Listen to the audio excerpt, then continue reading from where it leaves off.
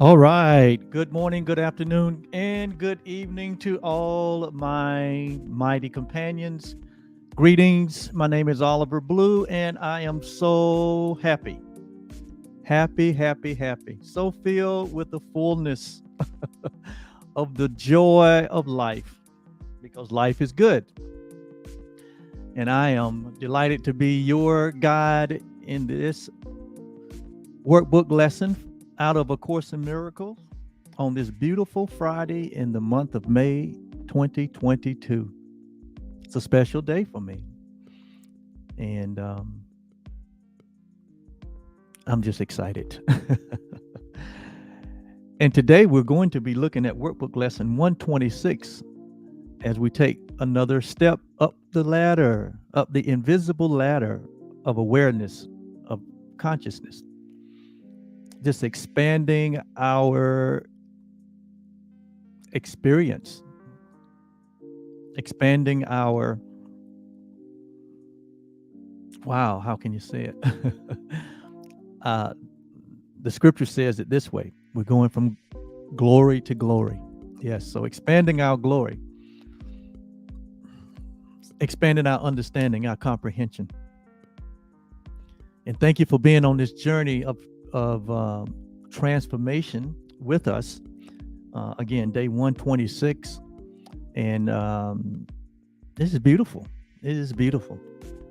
So we're going to jump right into the lesson. And I'd like to remind you that these lessons are provided by Truly Foundation, a nonprofit organization that's co-founded by myself and my beautiful wife and partner. And we are so devoted and so dedicated to the sharing of advanced spirituality in the world. It's so needed in our time, in this time, in this space. Advanced spirituality is so needed. It's so needed. And so we have devoted the rest of our life to sharing it in so many different ways, and in our unique way. And we're only here to be helpful, only here to be helpful. And as we share with others, we're sharing with ourselves, because giving and receiving is one act of love. We understand that. And as we teach it, we learn it. And as we practice it, we have the direct experience of it. And so thank you for coming along with us. And today is another important idea. So important. This is really important. To the point that the first sentence in today's idea says that it's crucial. It's crucial to our process of being transformed by the renewing of the mind. So crucial that we understand this idea. This is a God idea. And we are introduced to these ideas as are being offered to us as replacements to ideas that do not support our best interest, to replace ideas that we have held for a long time, that keep us imprisoned, keep us in suffering, keep us in darkness. So all 365 workbook lessons out of A Course in Miracles are designed to help us to indeed be transformed, for us to come into a revealed knowledge of what is really there, of what is true, of what is real, what is true knowledge, and what is of one law, which is of God, which is eternal, which is timeless, that which is unalterable, that has no opposite, that has no birth, no death, no beginning, no endings. It merely is. And so today's idea states that all, notice now, when we see the word all, that means what? There's nothing outside of all. It's an inclusive word. And from day one that we started this transformation process, as we've gone through this renewing of our minds from the very beginning, it was established that if there's any exception, then it's not all. But that our approach to thought reversal, our approach to transformation, our approach to oneness and truth has to be all encompassing. So everything in form is included. Everything that is out of form is included. There's no exception. So we're to apply these ideas to everything, every situation, circumstance, condition, every person, every place, everything. Nothing is excluded. If it's true for one, it's true for all. And so here it starts, said, all that I give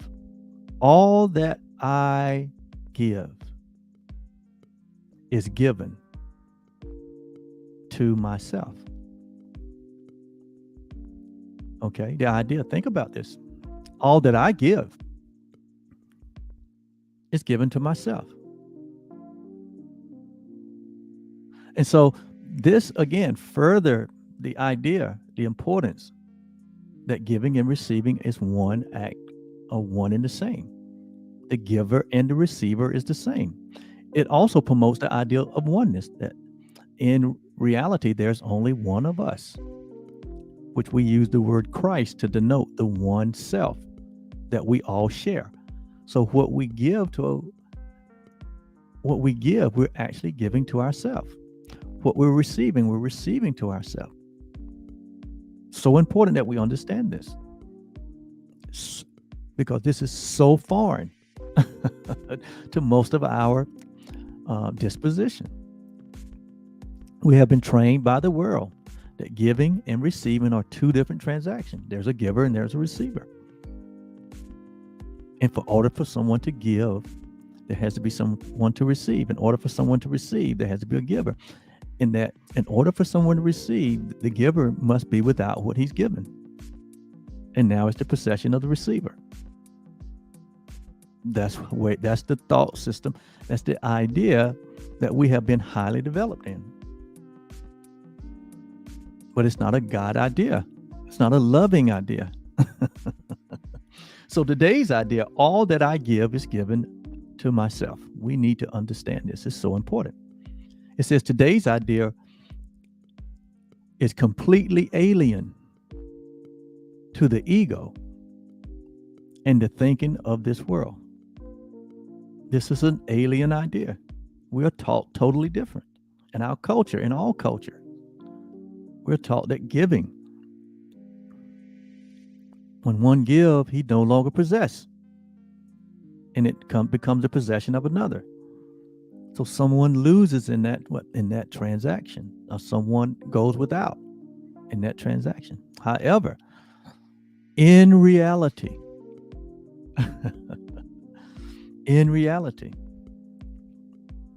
all that is given to yourself. You're never without what you give. Why? Because there's only one of us. Why? Because giving and receiving is one act of love. It's the law of God, or the law of love. It says, so it is completely alien to the way we think, the ego thought system. It said, and it is crucial to the thought reversal that this course will bring about. It is crucial that we understand this idea that all that I give to myself. That when you're giving, when you're sharing, when you're extending, whatever it is, in whatever form it is,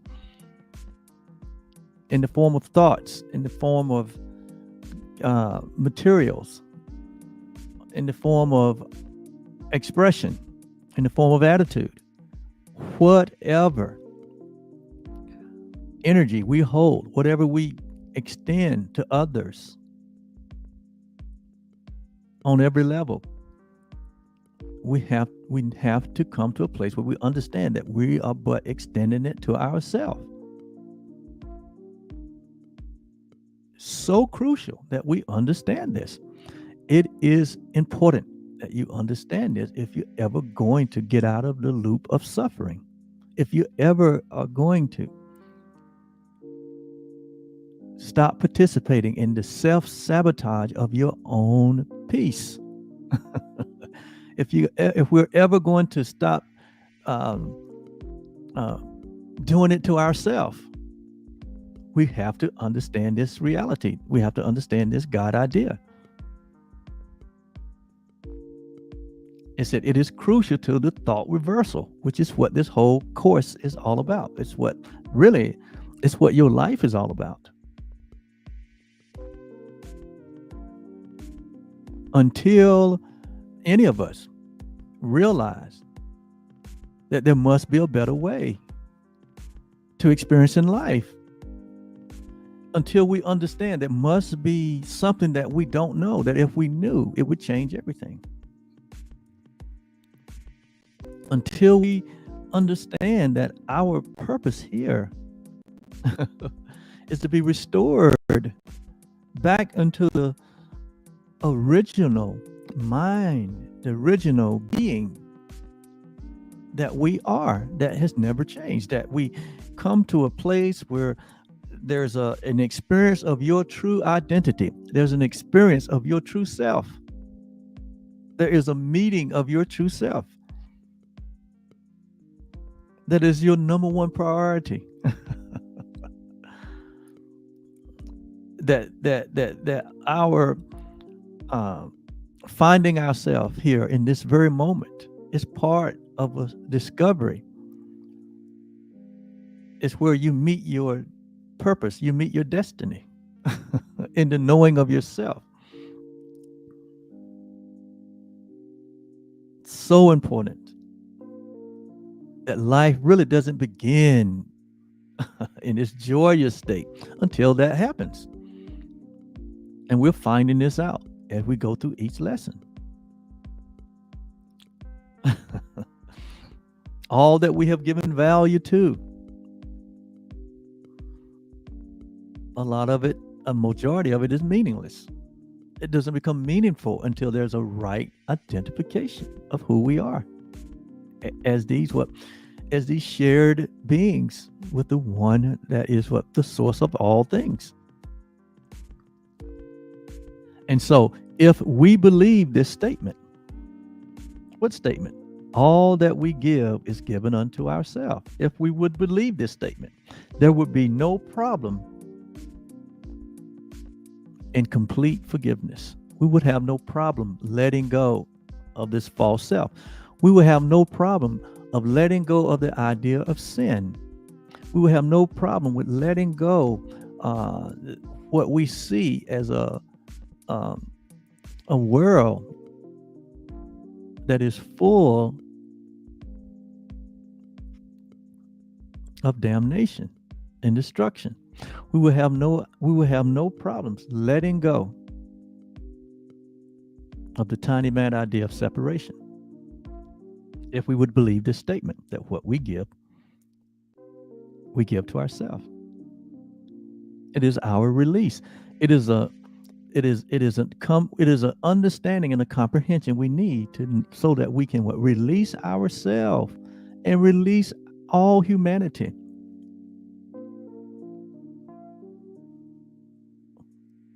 Of the misidentification that we have made up and we have applied to it. To release all the suffering in this world is to embrace, if we really understood this idea, we have no problems forgiving everything, and not forgiving it in a way that we now understand, but forgiving it through the forgiveness, through the brand of forgiveness, through the understanding of what divine forgiveness is, what eternal forgiveness is, as we've talked about in these few recent weeks, that forgiveness is the mechanism by which God has given us as his plan for us to rescue ourselves. It plays such a vital role in your release. It plays such a vital role in your salvation, saving yourself from the false idea that you are separate from God and from each other. It is so vital for you to understand completely this forgiveness, this brand of forgiveness that the Course speaks of, and that Jesus demonstrated, and that is God's plan for humanity to wake up. There's no other plan. There is no other way. It's only one way.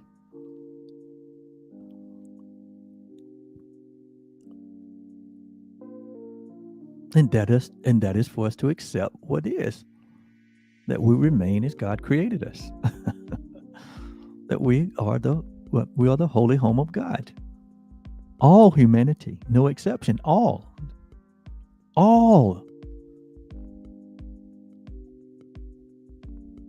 So that our hearts and minds would be opened up to look past this body identification that we so cherish. Not that it doesn't have purpose or value, but purpose and value only comes after an understanding. Only comes after an understanding of what the Creator created.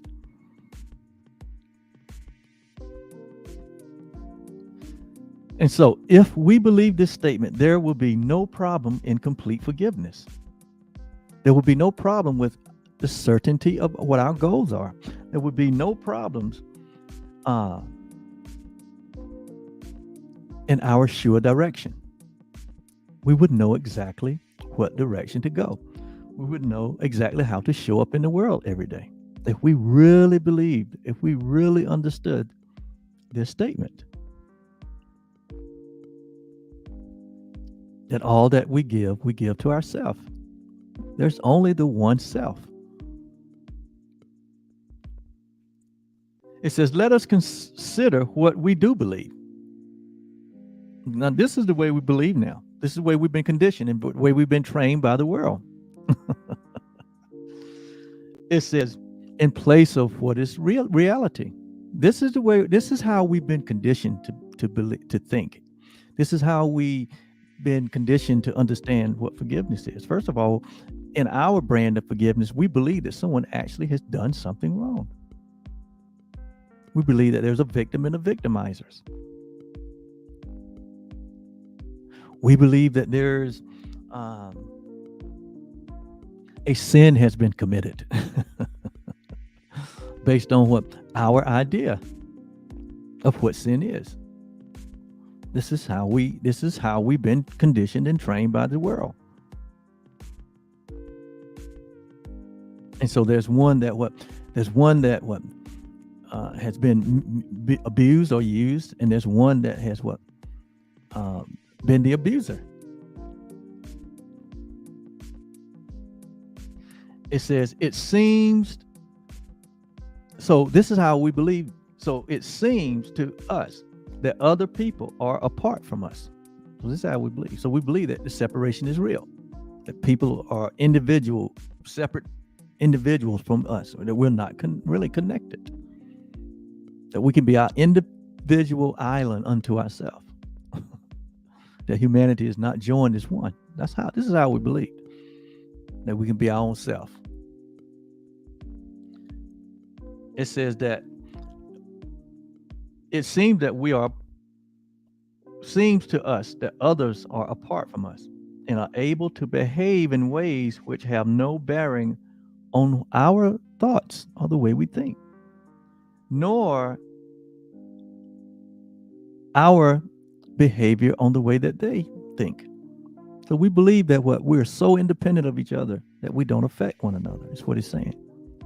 That one person's behavior doesn't affect another's behavior or another thought.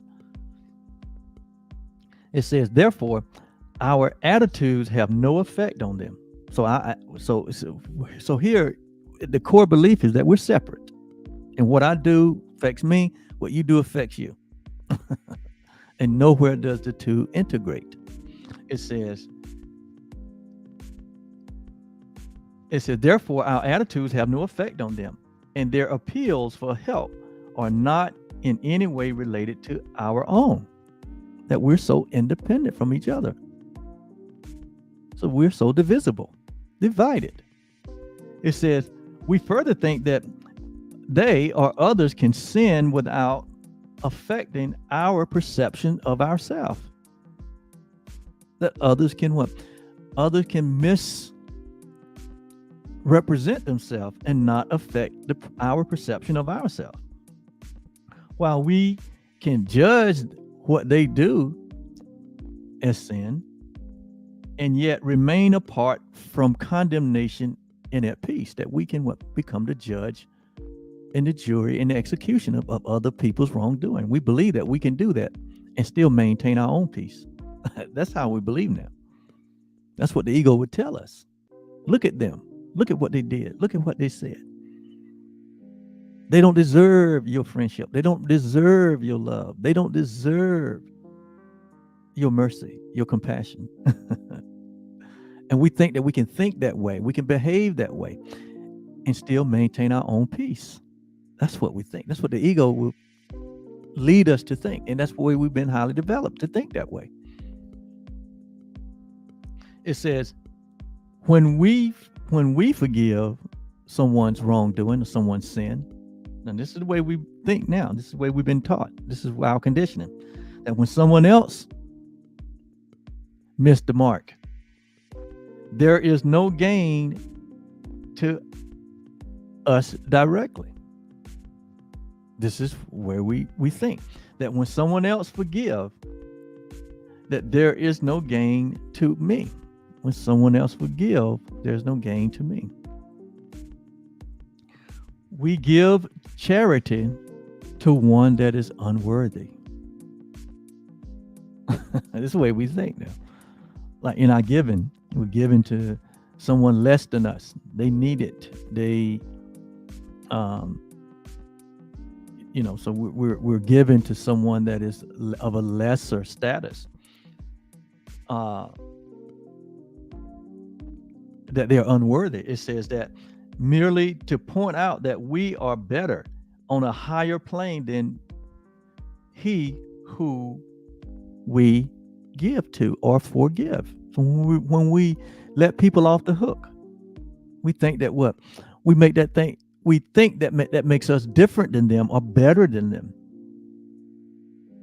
It says, we think that they haven't earned the love or the charitable tolerance that we're offering, which we bestow on one unworthy of our gift because of their missing of the mark, their sin, their wrongdoing has lowered them beneath a true equality with us. So we do it to prove that we are of a higher quality than the one that has erred or made a mistake, or what we call sin. We look down our righteous nose, as they say. Say, look at them. They don't deserve it, but I'm gonna let them off the hook. That's our attitude. That's the way we've been taught. And we think we can be that and do that and share that and extend that and not be impacted by that ourselves. It says, we further think that they can sin without affecting our perception of ourselves. While we can judge their sin and yet remain apart from condemnation and at peace. It says, those that we let off the hook have no claim on our forgiveness. It holds out a gift to them, but hardly to ourselves. We don't understand that what we are giving, we're giving to ourselves. If we understood that, the attitude in which we would approach that would be totally different. When we realize that we are letting ourselves off the hook, we will have a different attitude about it. When we realize we're giving to ourselves, we will have a different attitude about it. But we don't see that. We don't see the one transaction. We don't see the oneness that we are with our brother or our sister. We see separate selves, separate individuals. We don't see our likeness. We don't see the imagination of our sameness. We're looking through the eyes of the ego, which is what? Through the eyes of separation. And so all we see is difference. We see no sameness. We see no oneness. And so our giving is given grudgingly because we don't understand we're giving to ourselves. But Jesus has taught us what you give to your brother, you give to yourself. He said it even himself. He said, that which you have done to the least of these, my brethren, you have done it unto me. Why? He understood there's only one of us. We're all the one self called the Christ. We are the entire body of Christ. Not as individuals, but as one mind, one heart, one spirit. He said, thus is forgiveness basically unsound, the way that we understand it. It is unsound. It's a whim, a charitable whim.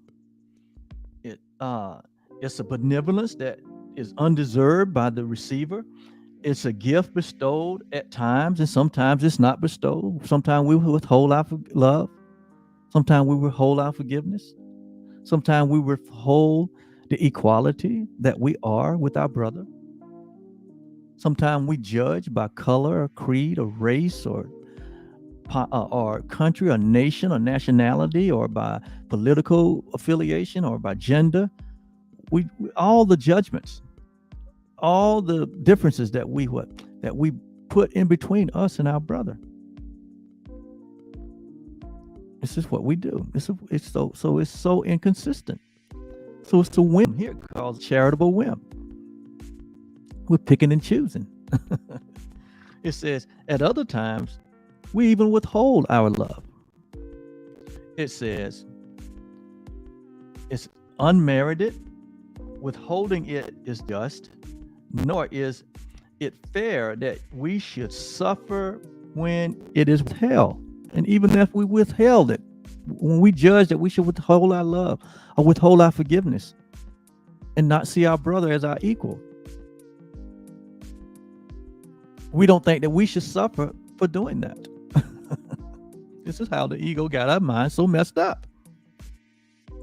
It says the sin that you forgive is not your own. We don't understand that what we observe in another, we can only observe it in another because it's a projection of our own self. It takes one to know one. How can we observe sin in another unless we have known it ourselves?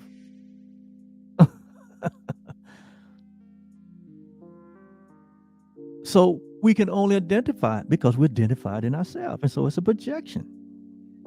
And is it really a sin? Or is it really the way we've been trained? It's a call for love. When someone don't understand who they are, everything that they do in the way that they think is a call for love. That's not a sin. That's an error. That's a mistake that can be corrected. And can be what? And can be released if we understood what was happening. It says the sin that we forgive is not our own. Someone apart from us committed it. See, we don't see the oneness that we are. And if we then are gracious unto them by giving them what it does not deserve, because we don't see it as deserving, the gift is no more ours than it is his sin. So this way of thinking, this ego way of thinking, like it said, it's completely alien. Is alien to truth. And so this idea that we're bringing forth today, all that I give to myself, is alien to the ego way of thinking. It's alien to the way we've been conditioned.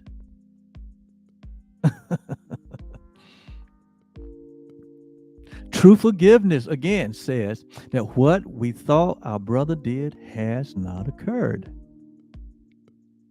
It has not occurred. But our brand of forgiveness is what? Yes, what our brother did occur. And he ought to be ashamed of it. And I'll think about whether I let them go or not, whether I judge them or not. That's the foundation for which our forgiveness operates. And it's not true forgiveness. It's not the plan of God. Jesus demonstrated what true forgiveness is. He said, forgive them for they know not what they do.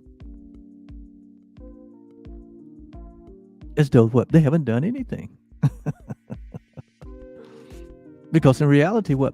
We can't do anything to undo the reality of who we are. We cannot undo who we are. We remain as God created us. And so if we remain as God created us,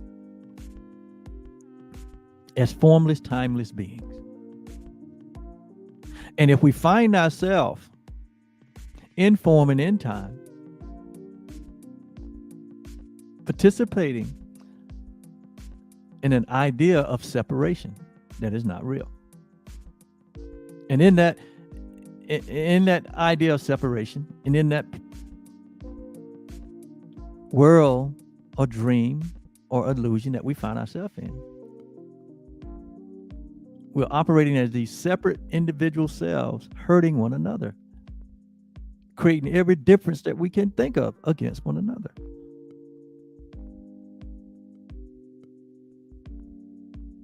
And if we call what happens in that dream real, then that's what real, true deception is, or delusion is, or dreaming is, or hallucination is. So when we wake up to the reality of our timelessness and formlessness, we realize that what nothing is really happening. It's like you go to the movie, you sit there on the front row with your popcorn and your M&Ms and your Sprite, and you enjoy the movie and everything that happens within the movie. You enjoy it. It entertains you. When it's over, you get up and walk away. You don't walk away and say that you're guilty, that you're real, that everything. You don't do that. You really understood that it was just it was made up. And when you're looking at that big black screen up on the wall, you notice that the big black screen is not affected at all by what is shown upon it. It's not affected by one bullet, one act of love, one act of hate. It's not affected by anything that goes on in the projection that is projected upon it. It remains cool, calm, and collected. And when the movie has ended, when the projection is done, all you see is what was always there, the black screen. So when we understand that we represent that which is unchanging, like the black screen, we represent that which is unaffected, which is the black screen, which is our reality. We represent that which that is unchanged by all the events and activities that goes on in the movie that represent us, the black screen. And then but then our born lives represent all the events and activities that are projected onto the screen as though they were real, but all of that is temporary. And when the movie is over, when life is over, when the projection is over, the screen remains what it always was. So when we understand reality from this perspective, from God's perspective, we understand that we are invulnerable, that we can't be hurt, we can't be changed, we can't be altered, we can't be victims, we can't be victimizers. We can only be the love of God. And so from that perspective, we understand that all that what we give to ourselves. We understand that it's real easy to release our brother. Why? He hasn't done anything. He was dreaming. He was hallucinating. And so this is what true forgiveness does. This is what it is. It says, so if this be true, if the ego's idea of forgiveness be true, it says, forgiveness has no ground on which to rest, dependably and sure. It is eccentricity, in which we sometimes choose to give indulgently an undeserved reprieve, yet it remains our right to let the sinner not escape the justified repayment for what they have done. Think you now, it's asking a question here. You say, think you the Lord of heaven would allow the world's salvation to depend on this kind of whimsical forgiveness as we practice it today? Whimsical forgiveness. Do you think that God would build salvation upon this shifting, unreliable, uncertain way of thinking? He said, would not his care for us be small indeed if our salvation rested on such a whim? That's the rhetorical question that's been asked here. In other words, salvation would be impossible. Coming into bringing all of this back into its rightful place would be impossible with that way of thinking. With the ego way of thinking of separation, it is impossible to make sense of this world. It is impossible to put Humpty Dumpty back together again, like they say. All the king horses and all the king men couldn't put Humpty back together again. Why? Because they were working with incomplete knowledge, incomplete truth, unreality. And so when we live our lives outside of the laws of God, outside of the knowing of the truth, outside of accepting the reality of who we are, life becomes a puzzle that cannot be put together. Peace becomes something that is aloof. True love becomes just a faint desire. The knowing of the self seems like a million leap years away. Everything seems impossible. But with the knowing of the truth, with the embracing of the reality that giving and receiving is one act of love, that what we give to ourself, to oneself, that we share, when we embrace the oneness, when we embrace our sinlessness, our guiltlessness, our innocence, once we are working with reality, all things are possible. All things are possible. It says so. And so we do not understand forgiveness. Not God's brand of forgiveness, not Jesus's brand of forgiveness, not the Course's brand of forgiveness. We don't understand it. But we have learned, and what we have understood is the ego's. Is the ego's thought system of separation that will have us to seek and not find, knock and it won't be open, ask and it won't be given. Why? Because where we're seeking and knocking and asking, it's not there. God did not place salvation there. God placed himself in us as ourself to discover ourselves by releasing ourselves, by forgiving ourselves, by forgiving and being forgiven by our own self. And reuniting with the one self that we are. That's the place that he placed it. Not in division and separation and strife. It's not there. Not in this individuated self that we've made. It is not there. Not in some religious rite. It is not there. It is in you. It is in me. It is you and it is me. You are the Savior of the world. I am the Savior of the world. I give this. God has given this to us as his gift. God has received this back from us as his gift. And so as God has given this to us, he's given it to himself. As we give it to our brothers, we but give it to ourselves, because we're all one, self in the self same one. How can we get to this understanding? This is where the understanding has to be.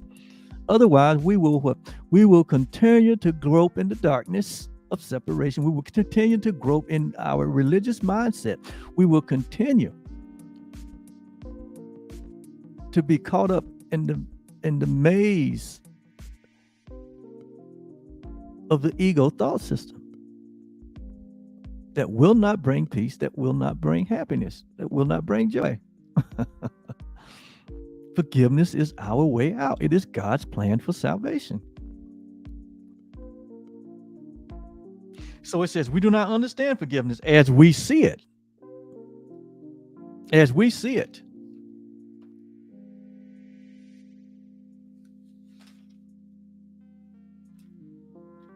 Because as we see it, it's but a check on overt attack. It's but a check on attack. Without requiring correction in our minds. It cannot give us peace as we perceive it. It is not a means for our release from what we see in someone other than ourselves. It has no power to restore our unity with him to our awareness. It is not what God intended for it to be for us. We don't understand forgiveness. And we must understand forgiveness from God's perspective if we are to enter into the kingdom. If we are to enter into the experience of the life that we are. Not having given God the gift that he asks of us. What does God ask for us? To give that which we receive, to offer it back to himself by offering it to what? All humanity. God has given. And it shall be given. That's what it means. Give and it shall be given. So God has given us this in our creation. And now this is what we have to give. We have to give the light of the world. We have to give the truth. We have to give to humanity the sinlessness and the guiltiness in the sense that he is. That's what Peter meant. And Peter and John, when they met the beggar at the gate, he said, that which we have received, give I unto you. They give and it shall be given. They understood it. They say, in the nature of love, stand up and meet yourself for the first time. That's what stand up and walk means. To meet yourself, greet yourself for the first time. So that which we have received in our creation, the very nature of it is to what? It's to extend it to what? All creation, to extend it to others. So it is through our extension of forgiveness, the God brand of forgiveness, the Jesus brand of forgiveness, where it is all inclusive. It excludes no one. That we give to ourselves the freedom to have this direct experience of who we really are. It only happens in that vein. Jesus gave all that he had received of the Father. And in so doing, he said what? The scripture said what? He had been highly exalted and had given a nature that is above all.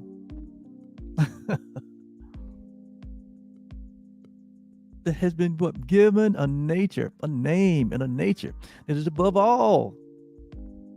Has been highly exalted. So your exaltation, your transformation, your transition, your transfiguration is on the other side of your true forgiveness. It's on the other side of you giving to yourself. giving to your brother what you would give to yourself. Complete freedom. Complete freedom. Not withholding anything. That's what Jesus meant when he spoke it through Paul, when he says what? Nothing can separate us from the love of God, which is in oneness, which is in Christ, which represents oneness. Nothing, absolutely, positively nothing can separate you from the love and the joy and the peace that you are. When you renew your mind to the reality of this one self that we all share.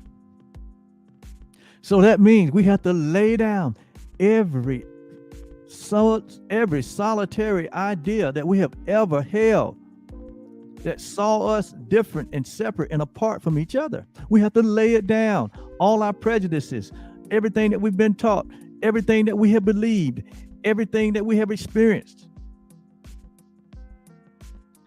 that was anti-oneness, we have to lay it down. Everything that promotes division and separation, we have to let it go. Every label,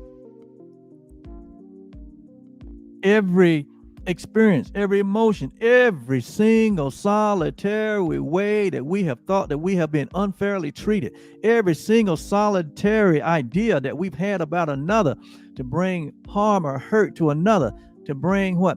To bring punishment, to bring guilt or judgment to another, we have to let it go. Why? Because it is in our freedom. Our freedom relies on it.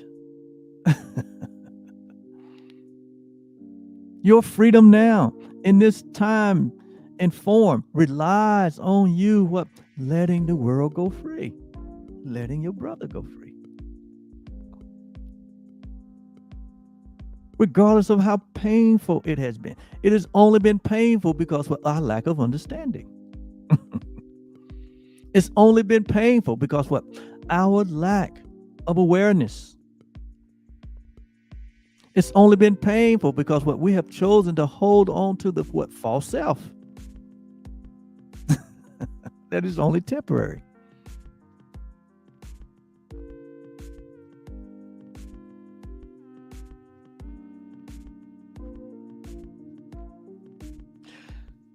So not having given our gift that he asks of us, we cannot recognize his gifts and think he has not given them to us. We don't think that we're innocent. We don't think that we're whole and complete. We don't think that we're holy. We don't think that we are eternal. We don't think that we're what? We don't think that we're what? Guiltless. Because we can't see ourselves receiving that which we have not given.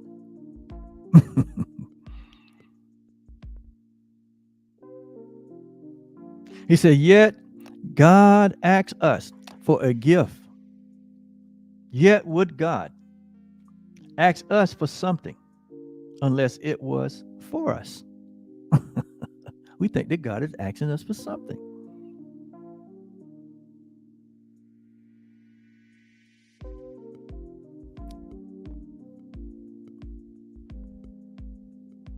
That we wouldn't have it if we gave it away. God is asking us for our complete what? Surrender to reality. So that what? We could have reality. It's our own experience. He says, could God be satisfied with empty gestures and evaluate such petty gifts as worthy of his creation?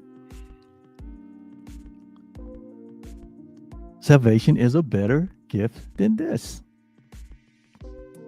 True salvation is a better gift than a what? An empty what? Offering. God has given us everything. God has given us everything. Love has given us everything.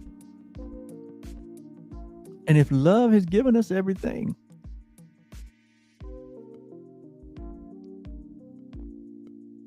And then we have everything to give. Everything to give. And in our giving, we're giving to ourselves because there's only the one self.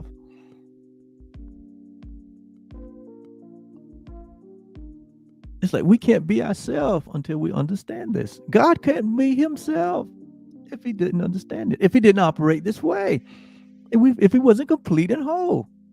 There would be no God without these realities because there would be no realities.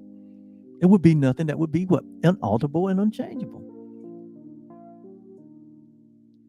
So we find ourselves at odds with what? At odds with reality. And no wonder we're what? No wonder there's so much pain and agony. No wonder there's so much what? No wonder there is so much confusion in the world. So much that can't be explained. So much trauma and drama. Why? We find ourselves fighting against our own self by withholding the one thing that would set us all free.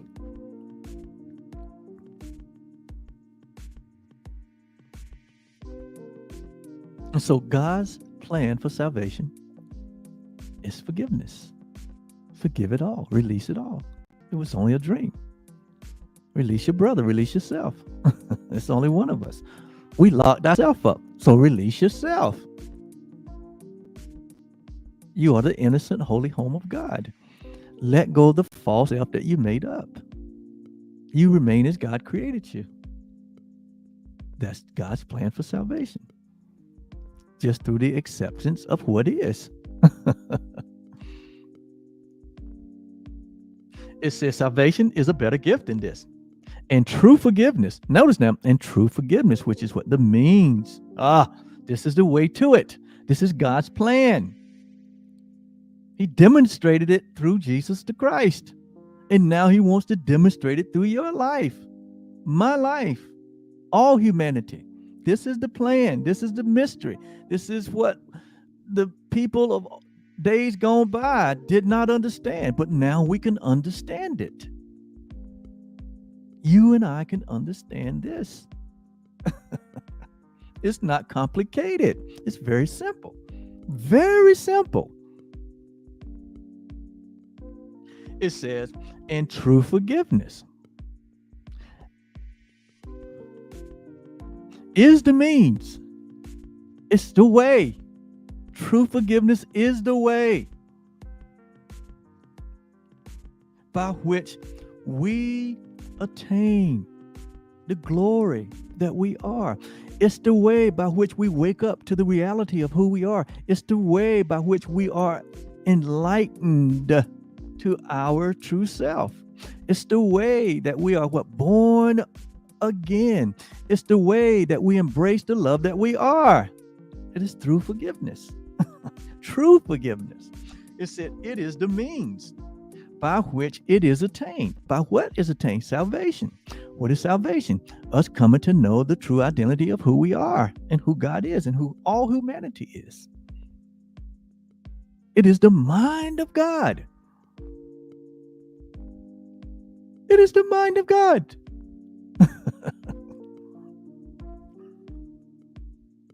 It says salvation is a better gift than this. True forgiveness is the mean, or as the means by which it is attained, must heal the mind that gives. So our healing of the mind comes through means of forgiveness. When we give forgiveness to others, when we forgive, when we give up the perception of separation and embrace the reality of oneness, forgive one perception for another. This is the miracle. It is through the means of forgiveness by which salvation is obtained. Once we embrace and we function within the plan that God has established, which is forgiveness, this is the means. It said it must heal. It must heal. It is the healing portion that we're looking for. It must heal the mind. It says it must heal the mind that gives. Forgiving and receiving For giving is receiving. So when you give complete freedom and release to all humanity, you give it to yourself. You give healing to yourself. So when you give healing to humanity, you give healing to yourself. That is the plan. That is the simple plan. That is the mystery that has been held back, but now has been revealed. The Christ in us, the oneness that we are. And so we give to ourselves freely. Freely have we received all. Freely we give all. There's no room. There's no place to hold a judgment. There's no room. There's no place to hold a grievance. There's no room. There's no place to hold resentment. Because we've been filled with the fullness of God as we embrace this understanding.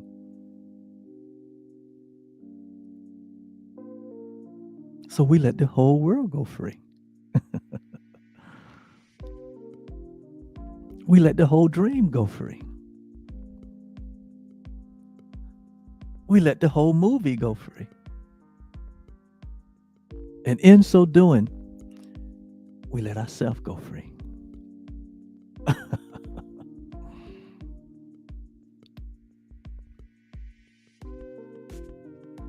It says, what remains as unreceived has not been given.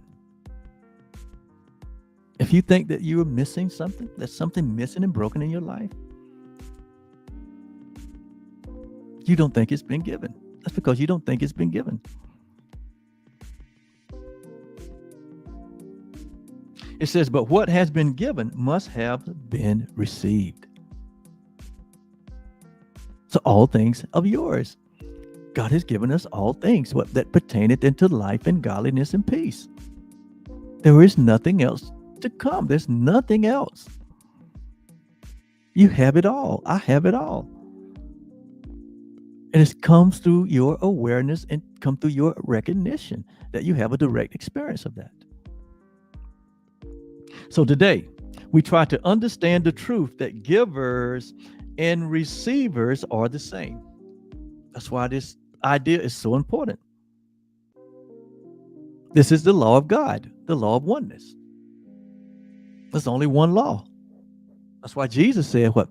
To love the Lord God with all your heart, mind, soul, and strength. And to love your neighbor as yourself. Why? Because your neighbor is yourself. So to give to your neighbor is to give to yourself. So if your neighbor come asking for something, give to them. This is what he meant over in Matthew when he said it this way. I'm going to read it out of the King James Bible. This is what he meant over here in Matthew. I'm just going to read down through here for you that know the Bible. But it's because it's here. This idea is being taught here by Jesus. He says, ye have heard that it had been said, an eye for an eye and a tooth for a tooth. But I say unto you that ye resist not evil. But whosoever resists shall smite thee on thy right cheek. Turn to him what? The other cheek. He said, and if any man will what? Sue you at the law and take away your coat, let him have your cloak also. He's trying to teach you something here. That revenge is never justified. It's just revenge is just to let you know that you don't understand something. Why would you revenge yourself? Why would you punish yourself? Why would you judge yourself? Why would you send yourself to hell or send yourself any place that you don't want to go? You wouldn't do that. But we're doing it and not knowing how we're doing it. Because when we do it to others, we don't understand. We're doing it to ourselves. So he said, and whosoever shall what? Compel thee to go a mile, go what? Go with him 2 miles. Why? Because you're giving it to yourself. He said, give to him that asketh thee, and from him that would borrow of thee, turn him not away. Why? Because you're giving it to yourself. He says, what? Ye have heard that it hath been said, thou shalt love thy neighbor and hate thy enemy. But I say unto you, love your enemy. Because when you understand from this perspective, you really have no enemy. They see you as an enemy, or you see them as an enemy. He said, but you don't really have an enemy. So he said, what? Love your enemy. Or in other words, love yourself. He said what? He says, bless them that would curse you, do good to them that would hate you, and pray for them that would despitefully use you and persecute you. See, he understood the principle. He understood the idea here, that this which stands before me, that appears to be separate and apart from me, is me. It's me. They're acting out how I acted when I was separate. And so I can have mercy on them. I understand. I was there. They don't understand. Forgive them for they know not what they do. When you understand in the world of separation that you are the light of the world, that you move to a different beat of the drum. You move to the beat of oneness. So that regardless of what goes on in the world, you are the light of the world, and you will only come from a place of oneness. So there's nothing that anyone can do to you to change your reality. And there's nothing anyone can do to you that can take anything away from you. They can only represent an opportunity for you to prove your true identity. By what? Forgiving them. Forgiving them for what they're not doing. They think they're doing something, but they're really not. And so you give love. You love the enemy. You love those that like you said, those that would despitefully use you. Those that would be jealous, those that would think that you're, those that think through the eyes of the ego. He said, what? You just love them.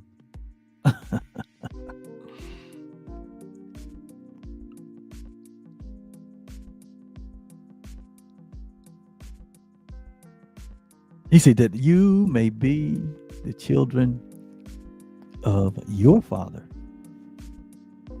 which is in heaven. For he maketh his sun to rise on the evil and the good, and sendeth rain on the just and on the unjust.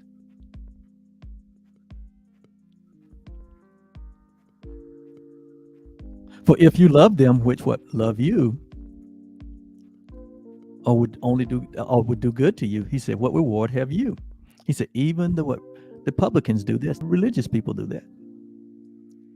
He said, and if you salute your brother only, what do you do more than others? Do not even the publicans also do the same? He said, but no. He said, be ye therefore perfect. Be ye perfect, because I have created you perfect. I have be ye loving, because I have created you loving. Be ye full of mercy. Why? Because I've created you full of mercy. He said, be ye forgiving. Why? Because I have forgiven you. He said, be ye perfect. Have Christ's vision, Christ consciousness, God understanding. He said, therefore, be ye perfect, even as your Father, which is in heaven, is what?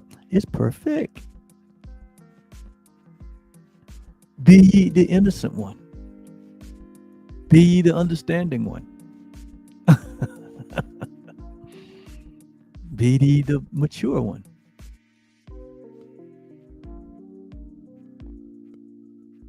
Give to yourself as you give to your brother. What would you have for your brother? You would have for yourself. That's being perfect. So we pick up We pick up no stones. We see no sin. We see no judgment. We see no guilt. We see the real world. We see the real person that we are. And we treat them as what? The loving creation of God. That's our proof. We have work to do.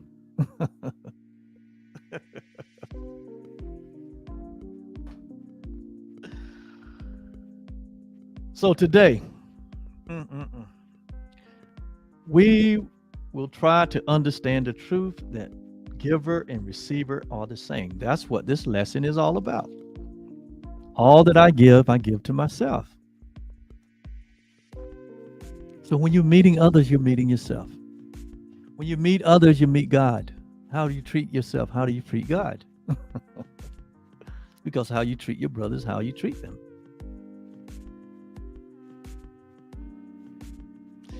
You will need help to make this meaningful because it is so alien to the thoughts to which we are accustomed. This is so antithetical to our current thinking, so contrary to what we're accustomed to. What we've been accustomed to is religious forgiveness. And there's so much more mess in that, not even more mess in that than what's in the world. I mean, God is offering us here clarity, purity, understanding, comprehension right here. When you understand this lesson, life changes completely. Your relationship with yourself and others change completely, and with God. It says, you will need help to make this meaningful because it is so alien to the thoughts to which we are accustomed. But the help that we need is there. We give our Father our faith today and ask Him that He share our practicing in truth today. And if we only catch a tiny glimpse of the release that lies in the ideas we practice for today, this is a day of glory for the world. So we practice today, giving to ourselves, understanding that what we give to ourselves. So today we're going to give 15 minutes twice today to attempt to understand today's idea. It is the thought by which forgiveness takes its proper place in our priorities. It is the thought that which release our mind from every bar to what forgiveness means, and let us realize its worth to us. It's tremendous worth to understand this principle. So in silence, we're going to close our eyes upon the world that does not understand forgiveness and seek sanctuary in the quiet place where thoughts are changed and false beliefs are laid by. So we're going to release our thoughts and release our old way of thinking. Because right here it says this is critical to the thought reversal for this, which this course is bringing about. We must go through this process of release and let go of everything and everyone that we have held hostage for whatever reason. We see we was holding ourselves hostage. We wonder why we could not maintain levels of peace and joy and fellowship. It's because we've been holding on to grievances, holding on to resentments, holding ourselves. It says, repeat today's idea and ask for help in understanding what it means. Be willing to be taught. Be glad to hear the voice of truth and healing speaking to us. The voice of truth is speaking healing to us in this idea. We ask for help. So in this moment, we ask for our Father, our Creator, the voice that speaks for God within us, that is us, to help us to understand and to comprehend this reality that as we give to ourselves. There's only the one self.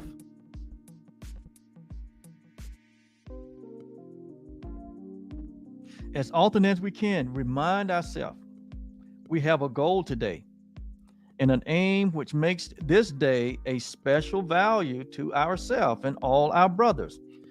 Do not let our mind forget this goal for long, because before we tell ourselves, all that I give to myself. The help I need to learn what this, it says, the help I need to learn that this is true is with me now.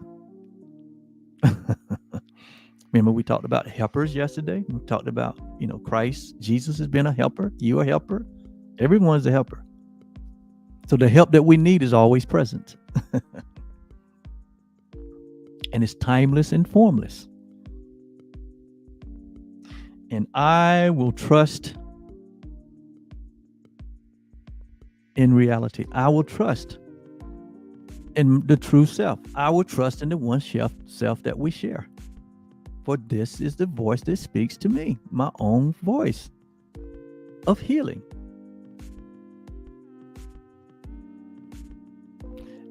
It says, then spend a quiet moment opening your mind to the correction and the love that we share. And what we hear, we will believe. And what is given, it is received. So true salvation transcends all forms. It transcends all forms. True salvation. True forgiveness is the means by which salvation is attained. True forgiveness. There is a difference. And true forgiveness must heal the mind that gives. Forgiving is receiving. Your healing is in your giving or forgiving one perception for another. Forgiving the truth. You give, we forgive the illusion of separation. We make the exchange for the truth of our oneness. That is our shift. That is our miracle. When we comprehend this, truth won't withhold anything from another. When we fully comprehend this lesson today, we won't withhold anything from another. Why? Because we understand we will be withholding it from ourselves. There is no other. There's only the one. And you are that one.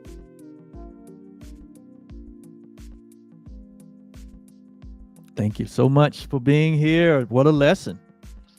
And we'll be back tomorrow, same time, same station. Selah. I love you. I forgive you. And I am forgiven.